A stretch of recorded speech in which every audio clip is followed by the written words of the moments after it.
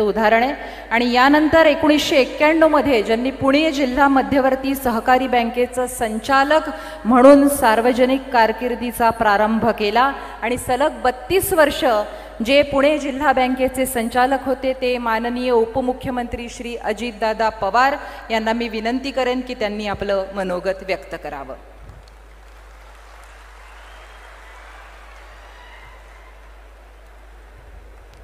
आपल्या देशाचे गृहमंत्री तसंच सहकार मंत्री एक कणखर नेते लोकप्रिय नेते माननीय अमित शाह साहेब, आपल्या राज्याचे लोकप्रिय मुख्यमंत्री देवेंद्र फडणवीस साहेब, उपमुख्यमंत्री माननीय एकनाथराव शिंदे साहेब, आपल्या अहिल्यानगरचे पालकमंत्री आणि मंत्रिमंडळातील आमचे सहकारी राधाकृष्ण विखे पाटील साहेब, गिरीश महाजनजी, आवर्जून आजच्या कार्यक्रमाला उपस्थित असणारे आमचे केंद्रीय राज्यमंत्री मुरलीधर मोहोळजी,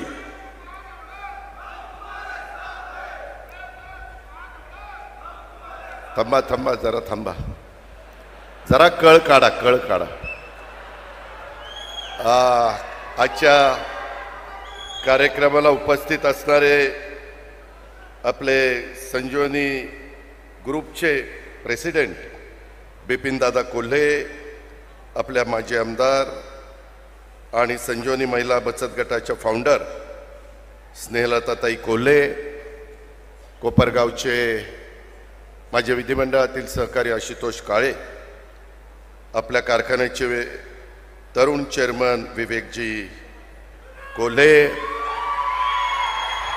जमलेले सर्व संजीवनी उद्योग समूहाचे माझे सभासद बंधू भगिनी, माझ्या लाडक्या बहिणी, सर्व कामगार अधिकारी, पत्रकार मित्र आणि माझ्या तरुण मित्रांनो, मी सुरुवातीलाच युगपुरुष छत्रपती शिवाजी महाराज, राजर्षी शाहू महाराज, पुण्यश्लोक अहिल्यादेवी होळकर, डॉक्टर बाबासाहेब आंबेडकर, महात्मा ज्योतिराव फुले ह्या सगळ्या महान विभूतींना विनम्र अशा प्रकारचं अभिवादन करतो।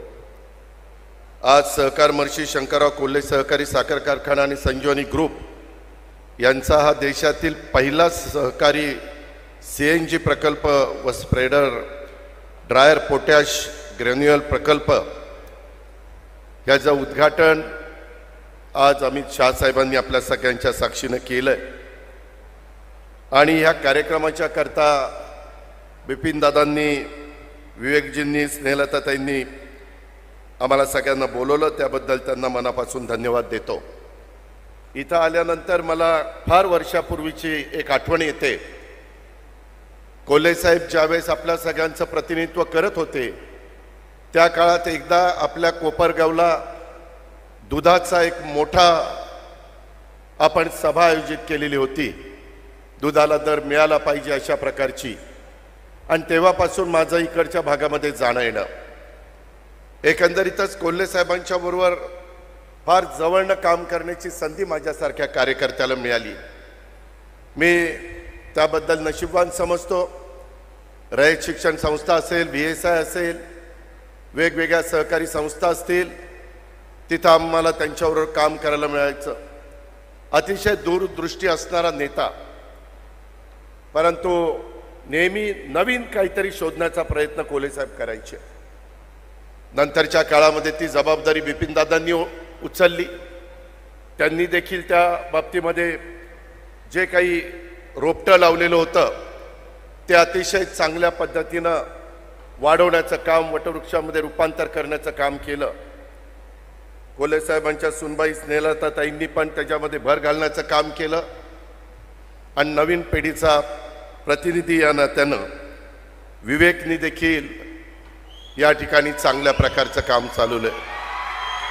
मगाशी विवेक म्हणत होता हे झालं ते धन्यवाद, ते झालं धन्यवाद। मी आता म्हणतो, मी जे म्हणणार आहे त्याच्यानंतर म्हणायचं तुम्ही धन्यवाद। विवेकनी उत्कृष्ट भाषण केलं, बस तुलाही धन्यवाद देऊन टाकले हो। मित्रांनो, गमतीचा भाग जाऊ द्या, परंतु आजचा दिवस कोपरगाव आणि परिसरातील नागरिकांच्या दृष्टीने एक ऐतिहासिक आणि सुवर्णाक्षरांनी नोंद घेतली जाईल अशा प्रकारचा हा दिवस आहे. राज्यातील सहकार चळवळीतला खूप मोठा इतिहास आणि ग्रामीण अर्थव्यवस्थेला खऱ्या अर्थाने चालना देण्याचं काम या चळवळीनं केलं. ज्यांनी कुणी ह्या देशामध्ये सहकारी चळवळ आणि आपल्या राज्यामध्ये विशेषतः वाढवण्याचं काम केलं, दूरची दृष्टी दाखवली. नुसता ऊसापासून साखर न बनवता जेवढे काही बाय प्रोडक्ट करता येतील त्यामध्ये जर सर्वात जास्त सहकारी तत्वावर कुणी बाय प्रोडक्ट केले असतील तर ते सहकार महर्षी शंकरराव कोल्हे साहेबांच्या ह्या सहकारी साखर कारखान्याने केली. नेहमी काही ना काही नवीन विचार, मला त्यांच्यावर परदेशात पण जाण्याची संधी मिळाली, नेहमी काही ना काही ते आम्हाला सांगण्याचा प्रयत्न करायचे. राज्यातील ह्या एकंदरीत जिल्ह्याला पण एक वेगळ्या प्रकारचा इतिहास आहे. अहिल्यानगर कोपरगाव हे सहकार क्षेत्रातील एक महत्त्वाचं केंद्र म्हणून त्या ठिकाणी ओळखलं जातं. या भागाने फक्त साखरेमध्ये क्रांती केली नाही तर दुधामध्ये देखील क्रांती घडवली. आज पर्यावरण स्नेही तंत्रज्ञान आणि शेतकरी कल्याण यावर भर देत सहकार महर्षी शंकरराव कोल्हे सहकारी साखर कारखान्याने आपली एक वेगळी ओळख केलेली आहे.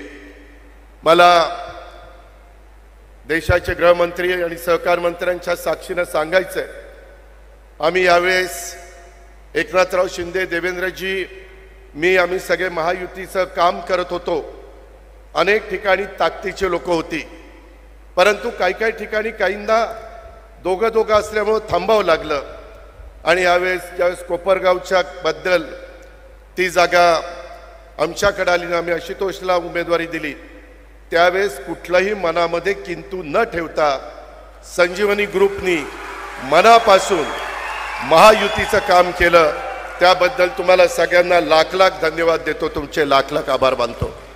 आत्ताच येताना आम्हाला अमित शाह साहेब विचारत होते, मी एवढीच हिंट तुम्हाला दाखवतो, तुमच्या मनामध्ये जे आहे ते शाह साहेबांच्याही मनामध्ये आहे, एवढंच मी सांगतो.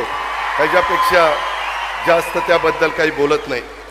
मित्रांनो, या प्रकल्पातनं दररोज 12 टन CNG निर्मिती होणार आहे आणि तो थेट पेट्रोलियम कंपन्यांना विक्रीसाठी उपलब्ध होणार आहे. त्यामुळे कारखान्याच्या उत्पन्नात वाढ होणार आहे, आपल्या सभासदांना 2 पैसे जास्त भाव द्यायला मदत होणार आहे.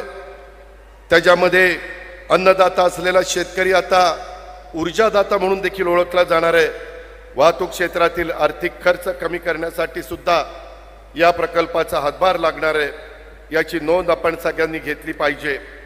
आणि कारखान्यातनं जे सांडपाणी आणि डिस्लरी पेंट वॉशमधून मिथेन वायू वेगळा करून शुद्ध स्वरूपातील CNG तयार करण्याची प्रक्रिया पर्यावरण संवर्धनासाठी आदर्श ठरेल, याबद्दल देखील मी विश्वास व्यक्त करतो.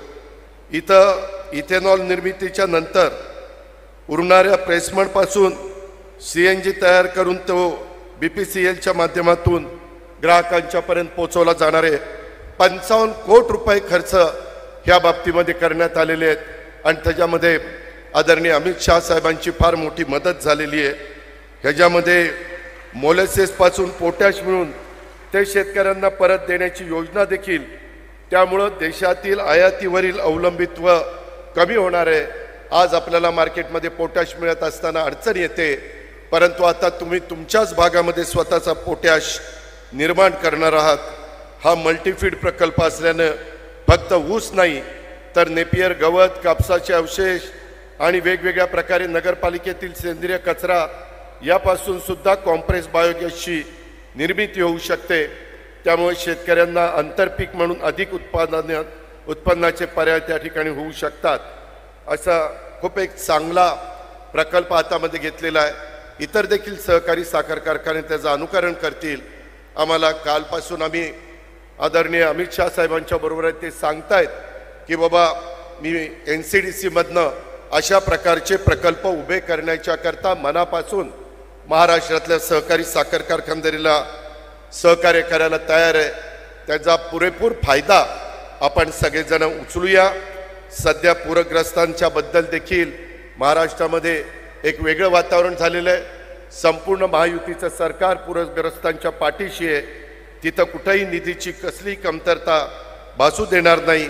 कुठल्याही परिस्थितीत आपल्या महाराष्ट्रातल्या बळीराजाला, शेतकऱ्याला वाऱ्यावर सोडणार नाही. शासन शेतकऱ्यांच्या आपदग्रस्त पाठीशी ठामपणे उभं आहे. महाराष्ट्राला मोठ्या मदतीची गरज आहे. आदरणीय देवेंद्र फडणवीस साहेबांनी दिल्लीला जाऊन पंतप्रधानांना भेटून त्यांच्याशी चर्चा केलेली आहे. कालपासून आम्ही अमित शाह साहेबांशी बोलतोय. त्यांनी पण त्याच्यामध्ये मार्ग काढायचा सकारात्मक अशा प्रकारे भूमिका घेतलेली आहे. नेहमीच महायुती सरकारला, NDAच्या सरकारनी, देशाचे पंतप्रधान नरेंद्र मोदी साहेबांच्या सरकारनी भरभरून देण्याचा प्रयत्न केलेला आहे. याही वेळेस तशीच मदत ही महाराष्ट्राला मिळाल्याशिवाय राहणार नाही अशा प्रकारची खात्री मी आपल्या सगळ्यांच्या समोर व्यक्त करतो. प्रचंड संख्येने तुम्ही आदरणीय अमित शाह साहेबांचं स्वागत करण्याच्या करता इथं उपस्थित राहिलात त्याबद्दल तुम्हाला सगळ्यांना धन्यवाद देतो. आणि कुठल्याही परिस्थितीमध्ये जे स्वप्न स्वर्गीय सहकार महर्षी कोल्हे साहेबांनी उराशी बाळगलेलं होतं ते स्वप्न पार पाडण्याच्या करता, कृतीत आणण्याच्या करता पुढची पिढी देखील उत्तम पद्धतीचं काम करते.